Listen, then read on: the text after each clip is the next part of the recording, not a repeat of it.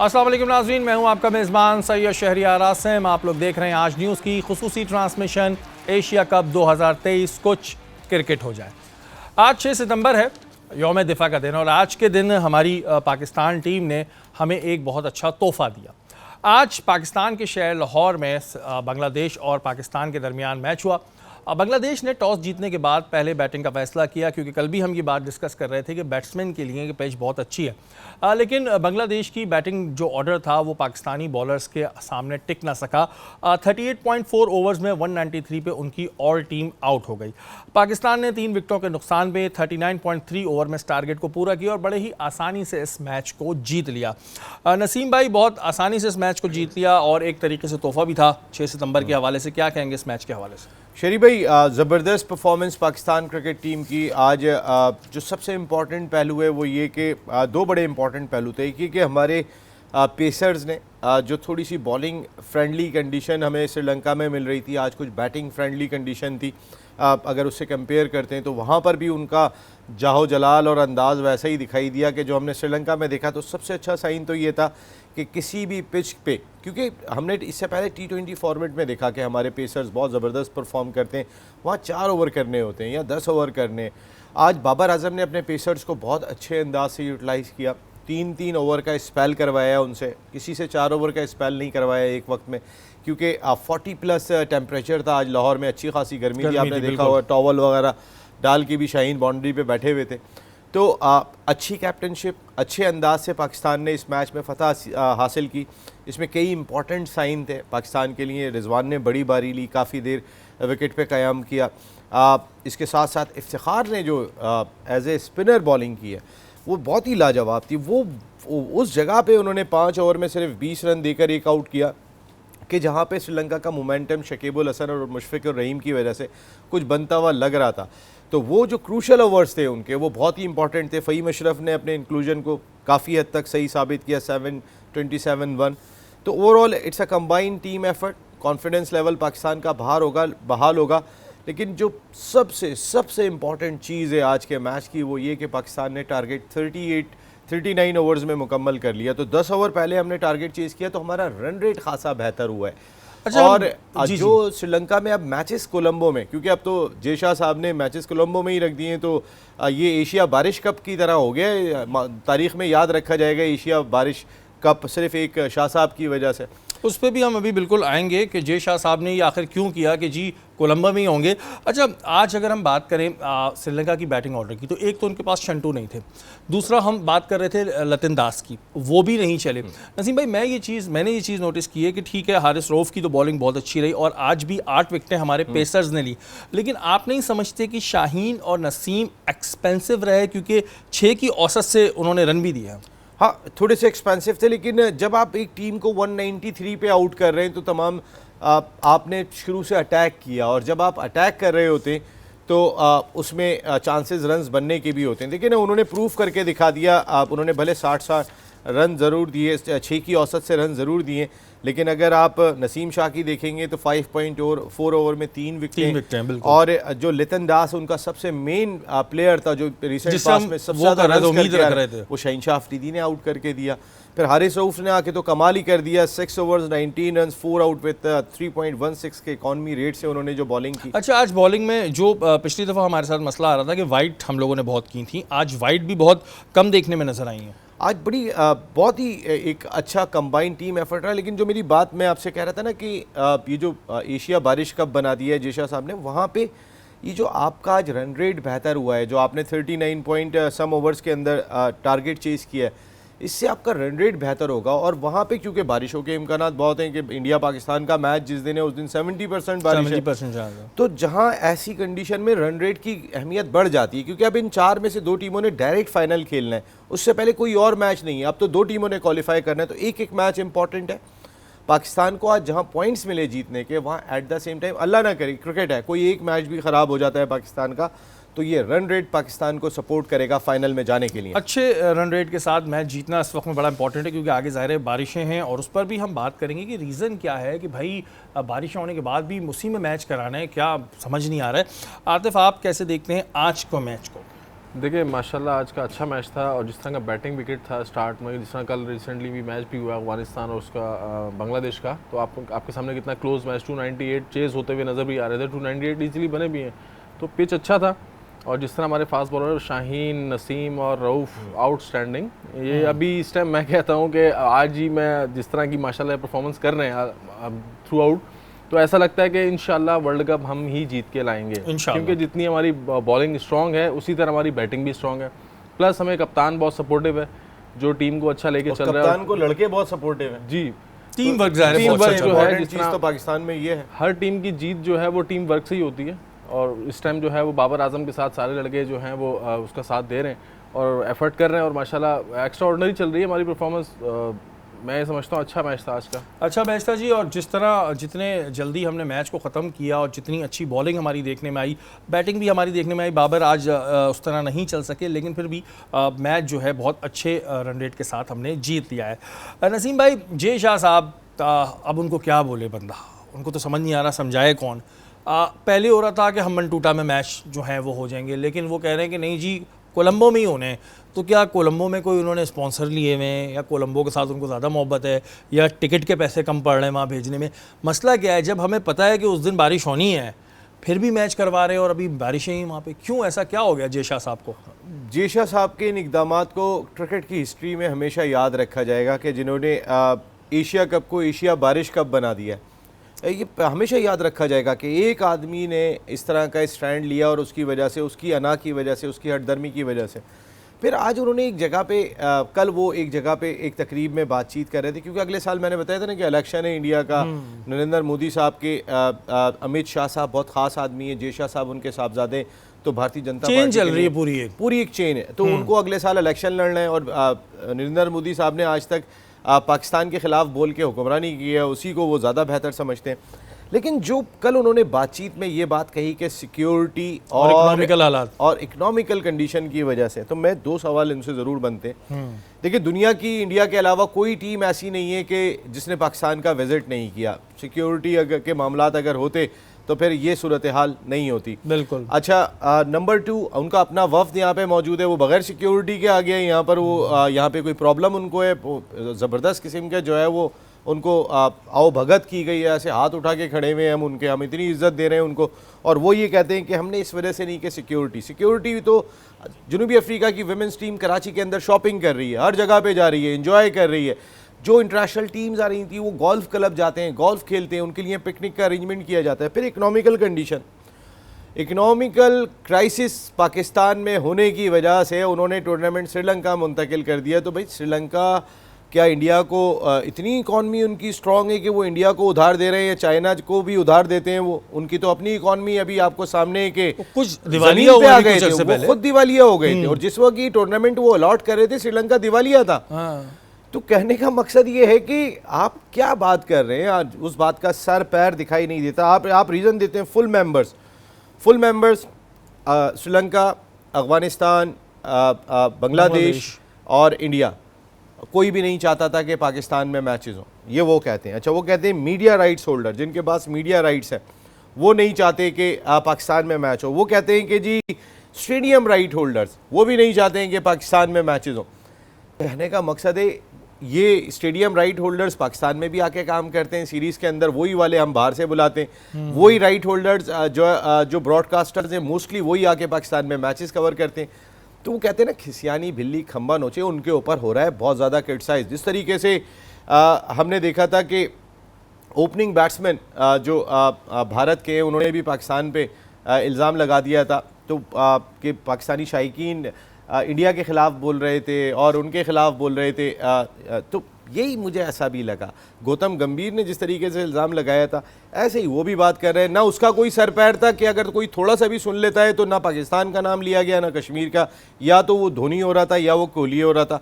और इसी तरीके से ये भी हवा में तीर चला रहे हैं क्योंकि इन पे क्रिटिसाइज बहुत हो रहा है। और क्रिटिसिज्म बनता है कि जो जैसे कि बताया स्टेडियम राइट्स और ब्रॉडकास्टर राइट्स, उन्हें बारिश मंजूर है, वो कह रहे हैं हम बारिश में अपना नुकसान करा लेंगे जी, पाकिस्तान आगे नहीं करेंगे। वाकई में ये तो बड़ा एक अहम सवाल है जय शाह साहब आपके लिए कि क्या श्रीलंका में कोई डॉलर्स की बरसात हो रही थी, पाउंड्स की बरसात हो रही थी, वहाँ खुद दिवालिया हुआ था। आप पाकिस्तान के इकोनॉमिकल हालात की बात करते हैं, सिक्योरिटी की जब बात करें तो सारी टीम्स इधर आके ऑलरेडी खेल चुकी हैं।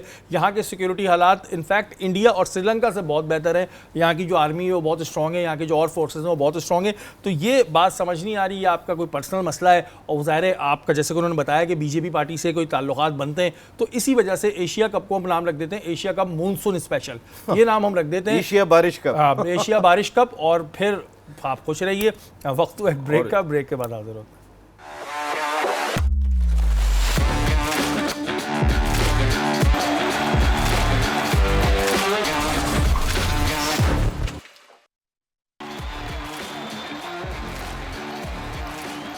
वेलकम बैक नाजरीन, आप लोग देख रहे हैं एशिया कप की खुसूसी ट्रांसमिशन कुछ क्रिकेट हो जाए। कल हमने बात की थी गौतम गंभीर के जो बयान था उसके हवाले से। गौतम गंभीर ने अपने बयान में कितने सारे इल्ज़ामात लगाए थे और वो भी सबने सुने थे, लेकिन एक जगह गौतम गंभीर हैं, एक जगह शाहिद आफरीदी हैं। जब शाहिद आफरीदी से बात की गई तो उन्होंने क्या कहा, उनका जस्टर क्या था, आइए आपको सुनवाते हैं। उसकी अपनी सोच है, मेरी सोच डिफरेंट है।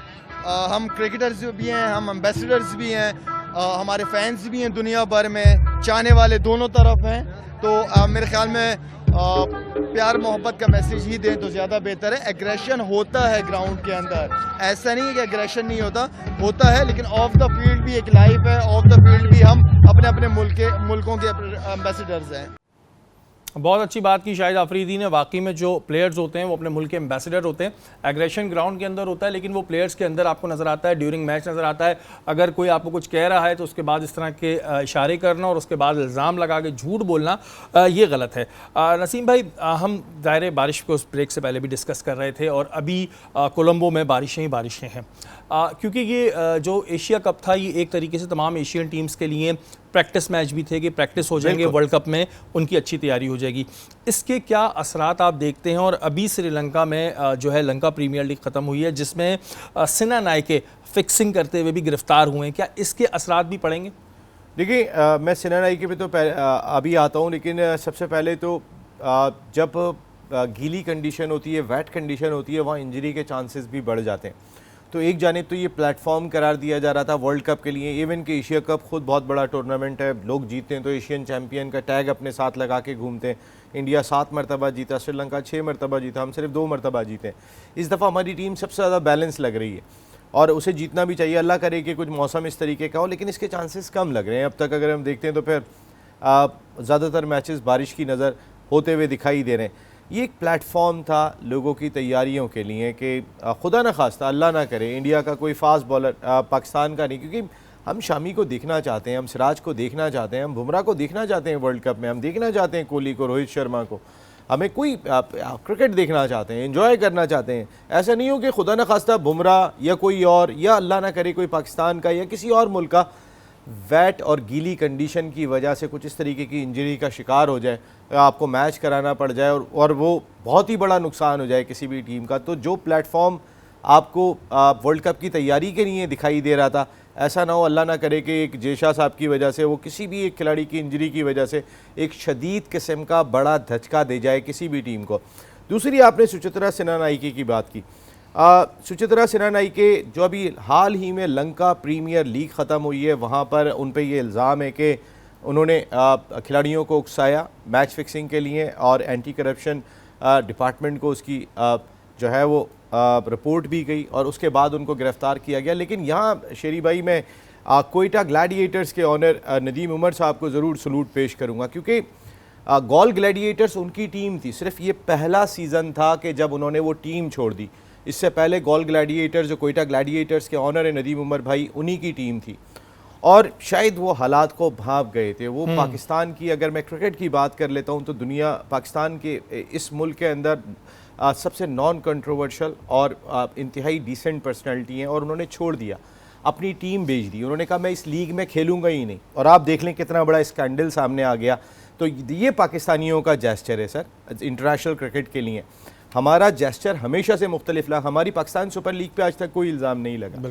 इंडियन क्रिकेट लीग के बारे में अक्सर लोग बात करते हैं कि इंडियन क्रिकेट लीग के मैचेस का पता ही नहीं चलता कि कहाँ से कितना बड़ा मैच टर्न हो गया। पाकिस्तान जैसी कोई लीग ही नहीं है, PSL जैसी, जितने निक टू निक मैचेस होते हैं, लास्ट ओवर में फ़ैसला हो रहा है, आखिरी बॉल पे फ़ैसला हो रहा है, ये तमाम का तमाम जो है वो पाकिस्तान सुपर लीग जैसी कॉम्पिटिटिव क्रिकेट दुनिया की किसी लीग में नहीं होती। हम पे कोई इल्ज़ाम नहीं लगता है।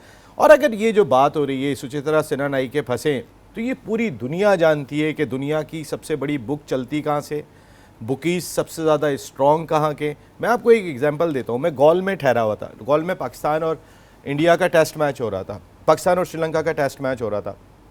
तो एक मेरे बहुत ही अच्छे इंडियन दोस्त हैं, जर्नलिस्ट हैं, वो ठहरे हुए थे एक वहाँ पे बिल्कुल समंदर के साथ रिजॉर्ट था वहाँ पे, तो हम उनसे मिलने के लिए गए। तो मैं जब वहाँ पहुँचा तो 3 इंडियन, उनके साथ एक खातून थी, और वो तमाम के तमाम जो है ना, वो जैसे ही उन्होंने देखा, उन्होंने मुझे ग्राउंड में देख लिया था। मैं उस वक्त यूनुस खान कैप्टन थे, उनके साथ कैप्टन्स कॉर्नर करता था, तो उन्होंने मुझे ग्राउंड में देख लिया था। तो वो मेरे पास एकदम दौड़ के, कैसे हैं आप, क्या है क्या नहीं है। अभी उनसे बात ही शुरू हुई थी, इतने में जो हमारे बहुत ही सीनियर और हरदिल अजीज़, इंडिया की आवाम भी बहुत अच्छी है, उनके जर्नलिस्ट भी बहुत अच्छे हैं, मैं आपको सच्चाई से बता रहा हूँ, ये सिर्फ इनके सियासी तौर पर हो रहा है। उन्होंने मुझे आवाज़ दी, नसीम, बहुत एकदम से चीख है। तो मैं कहा जी, कहना सीधे अंदर आओ। वो जानते थे कि ये बुकीज़ हैं और ये पूरा नेटवर्क यहाँ घूम रहा है, और उन्होंने कहा कहने तुम्हारा एक्रेडिटेशन भी कैंसिल हो जाएगा, हर चीज़। एकदम से एक खौफ आया, और वो जानते थे। तो कहने का मकसद है बुक किसकी चल रही है, कहाँ से चल रही है, कहाँ जा रही है, ये दुनिया जानती है। आपको पता है, आप छुपा नहीं सकते अपनी चीज़ों को, जो सच्चाई यही है। और फिर वो इल्ज़ाम सारे जो हैं वो पाकिस्तान पे आए थे। अच्छा आतिफ, ऐसा लग रहा है कि जो जे शाह साहब जो ये जो मैच कह रहे हैं, कोलंबो में हो चाहे बारिश हो, जैसे याद है हम पहले जब छोटे थे गली मोहल्ले में बारिश हो रही थी तो हम खेलते रहते थे, या तो इसी तरह करा लें जी, रेन कोट खेलें, खेलते रहें, बारिश हो रही है और लगे हुए। ये तो वजह नहीं है कि जो इंडिया है वो पाकिस्तान से खेलने से डर रहा है, या जे साहब को ये है कि इस वक्त ये टीम इतनी अच्छी परफॉर्म कर रही है, हरा देंगे तो नई प्रेशर आ जाएगा, मुझ पर नया प्रेशर आ जाएगा, तो सामने ही ना होने दो, ऐसा तो नहीं है कुछ? हाँ, कुछ कह सकते हैं। बात तो ऐसी लग रही है जिस तरह वो अब आपने देख ही लिया है कि पूरे टूर्नामेंट को जो है वो एक दूसरा नाम चल रहा है। कब तक खैर बनाएगी। हम तो इस तैयार छुरियां लेके बैठे, आ जाए जे शाह साहब लेके टीम को, इंशाल्लाह। बड़ा बोल नहीं तो ये है कि आप देख ही रहे हैं कि मैच टूर्नामेंट का जो नाम भी है वो भी किस एंगल में चलना शुरू हो गया, एशिया बारिश कप। तो वो अब उनकी जे शाह की जिद है कि वो एक मामला जो उन्होंने बना लिए हैं, पहले ये ओमन टूटा में शिफ्ट कर दिए मैचेस को, फिर अब यहाँ से वापस कोलंबो ले आए। और जब पता भी है, यानी कि शेड्यूल जब अनाउंस होता है, इवन के PCB डोमेस्टिक का भी अगर सीज़न अनाउंस होता है, तो वो आगे शेड्यूल देख लेते हैं कि यार वेदर रिपोर्ट के कहाँ क्या सिचुएशन है, अगर कहीं फाइनल है या कोई बड़ा टूर्नामेंट आ रहा है तो उसको शिफ्ट कर सकते हैं, और करते भी हैं वो लोग। तो ये इतना बड़ा एशिया कप जो है, ये आपके सामने पूरा एशिया कप बारिशों की नज़र हो गया, 2-3 दफ़ा शिफ्ट हो गया, फिर वो इज्जत बीच में, ये सब चीज़ें हो रही हैं। तो ये शाह साहब को देखना चाहिए, इससे ACC को बड़ा नुकसान हो सकता है। बात जो है वो ऑलमोस्ट पूरी दुनिया में घूम ही रही है। ACC के सरबराह हैं वो, नुकसान क्या देखे ना, वो सारी दुनिया को नुकसान पहुंचा रहे हैं। इस वक्त इंटरनेशनल क्रिकेट काउंसिल की फाइनेंशियल कमेटी के सरबराह हैं। मैंने आपको बताया था कि 38% शेयर खुद ले गए, 6% बांट दिया उन्होंने। और अब वो जो लॉबी कर रहे हैं वो असल में कर रहे हैं अगले साल जहां इंडिया के इलेक्शन हो रहे हैं, तो वो उन इलेक्शन को संभाल रहे हैं, वहीं इंटरनेशनल क्रिकेट काउंसिल की चेयरमैनशिप के भी इलेक्शन हो रहे हैं, तो ये वोट जमा कर रहे हैं। इसमें जो और लोग हैं, अगर हम एशियन क्रिकेट बोर्ड की बात करेंगे तो उसमें क्या कोई बोलने का हक नहीं रखता, या शाह से ज़्यादा शाह की वफादारियाँ चल रही हैं कि जी जो सरकार आपने कह दिया हमने वही करना है? क्योंकि तो सबको दिख रहा है, एक ऐसा बंदा जिसको क्रिकेट की नॉलेज भी नहीं है वो भी कह रहा होगा कि यार यहाँ मैच रख क्यों दिया जब आपको पता है बारिश ही होनी है। तो फिर क्या वजह है कि कोई और क्यों नहीं ज़बान खोल रहा, क्यों खामोश बैठे हुए? देखिए यहाँ पे क्या था कि इस वक्त जे शाह साहब की पॉलिसी, जैसे मैंने कहा कि इंटरनेशनल क्रिकेट काउंसिल की चेयरमैनशिप का इलेक्शन है, वो ना श्रीलंका को कुछ कह रहे हैं, ना वो अफगानिस्तान को कुछ कह रहे हैं, ना वो बांग्लादेश को कुछ कह रहे हैं। किसी फुल मेंबर को इसलिए नहीं छेड़ रहे हैं कि उन्हें वोट लेने हैं उनसे, जो चेयरमैनशिप का इलेक्शन होगा, और उसके लिए वो बहुत मजबूत कंटेंडर बनते चले जा रहे हैं अपने पैसे की वजह से। आपने कहा कि कोई क्यों नहीं बोलता, कैसे बोलेगा? मैंने एक एग्जांपल दी थी कि एक बच्चा है, वो बैट और बॉल लेकर आता है ग्राउंड के अंदर, टेप भी उसका है, बैट भी उसका है, तो हम सब तो उसी के साथ ही खेल रहे होते हैं। तो इस वक्त उनकी सूरत हाल उस बच्चे की तरह है, ज़िद्दी बच्चे की तरह। वो बच्चे की हमें हर बात भी माननी पड़ती थी कि हमें क्रिकेट खेलनी होती थी। इस वक्त बाकी लोग भी उनकी बात मान रहे हैं। और दूसरी चीज़ ये कि वो सिर्फ और सिर्फ टारगेट पाकिस्तान को कर रहे हैं, जिसकी वजह मैंने बताई कि आइंदा साल जो उनके अपने इलेक्शन होने जा रहे हैं इंडिया में, वहाँ पे उन्हें वोट लेने मोदी साहब को, अमित शाह साहब के वो साहबजादे, और वो कोई मौका नहीं छोड़ रहे। इलेक्शन के बाद हो सकता है कुछ ताल्लुकात ईज़ हो जाएं, क्योंकि मोदी साहब हमारे मुल्क में भी आ तो चुके हैं, ऐसा तो नहीं है लेकिन कि जब नहीं तक है। इलेक्शन नहीं हो रहे तब तक हमें जब तक मुझे ऐसा बर्दाश्त लगता करना है, पड़ेगा जो जिद्दी जितना बच्चे मेरा को। तजुर्बा है कि ज़िद्दी बच्चों को बर्दाश्त करना पड़ेगा, बैट और बॉल उनकी है, टेप भी उनका है। ये वाकई में नसीब लेकिन भाई- एक चांस जी, जी। यार भाई, मैं एक बात जी, ज़रूर जी। कहूँगा यहाँ पर, जे शाह साहब अगर पाकिस्तान की इकोनॉमिकल कंडीशन की बात कर रहे हैं, या जे शाह साहब जो है वो बात कर रहे हैं पाकिस्तान की सिक्योरिटी का तो कोई मसला नहीं है, लेकिन वो श्रीलंका से हमने बता दिया कि श्रीलंका के हालात क्या है, लेकिन हमें भी अपना किबला दुरुस्त करने की ज़रूरत है। जब बेरी होती है ना, पत्थर जब ही आते हैं, तो अगर वो कह रहे हैं तो पहले हमें भी खुद को बेहतर करने की ज़रूरत है। बिल्कुल जी, हमें भी बेहतर करने की ज़रूरत है। और अभी वही वाली बात है, ज़िद्दी बच्चा है, बैट उसका, बॉल उसका, टेप उसका, और जिसके घर में बॉल जाएगी वही लेकर आएगा बैल बजा के। तो हम लोग अभी फ़िलहाल कुछ नहीं कर सकते, हम सिर्फ बर्दाश्त कर सकते हैं, या वक्त है ब्रेक का और ब्रेक ले सकते हैं। ब्रेक के बाद हाजिर होते हैं।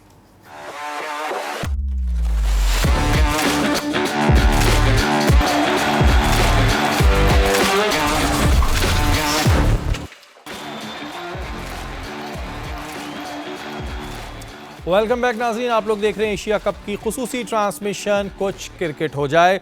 और जब हम ब्रेक पर होते हैं, हम नसीम भाई से बात कर रहे होते हैं ना, तो हमें बड़ी बड़े मज़ेदार चीज़ें सुनने को मिलती हैं, और कई ऐसी चीज़ें होती हैं जो हमारे लिए एक बड़ा नई चीज़ होती है। इनके एक्सपीरियंस हम बहुत सारी चीज़ें सुन भी रहे होते हैं, बड़ा मज़ा आता है हमें।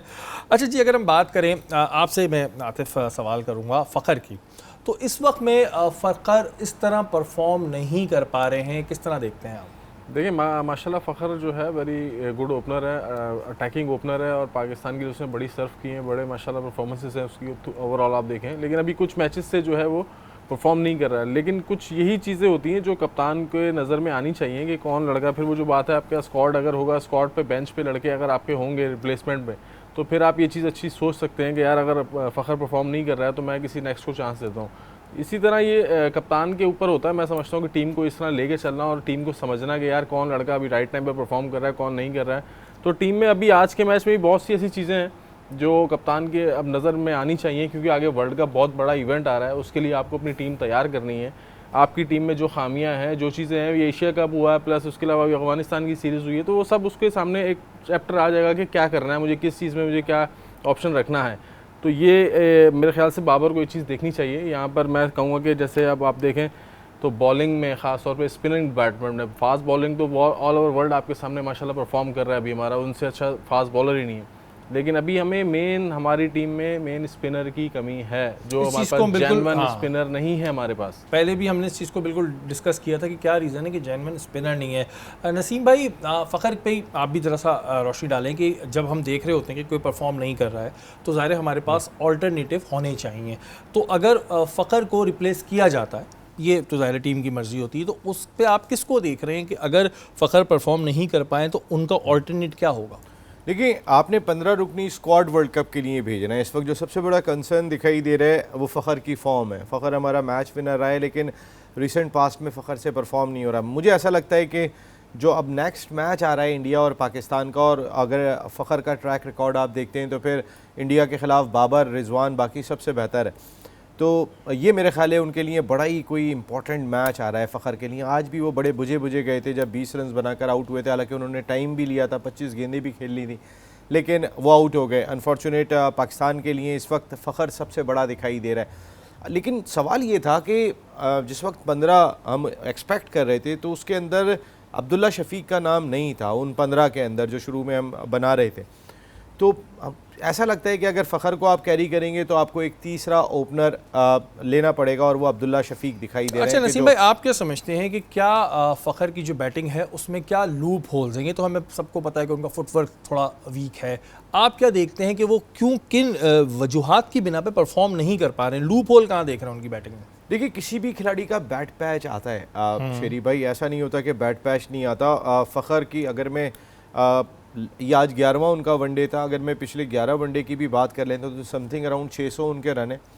लेकिन मैं उनकी पिछली 7 इनिंग हटा देता हूं कि जिसमें वो परफॉर्म नहीं कर सके। उससे पहले उन्होंने 3 मुसलसल सेंचुरियां न्यूजीलैंड के ख़िलाफ़ स्कोर की थी।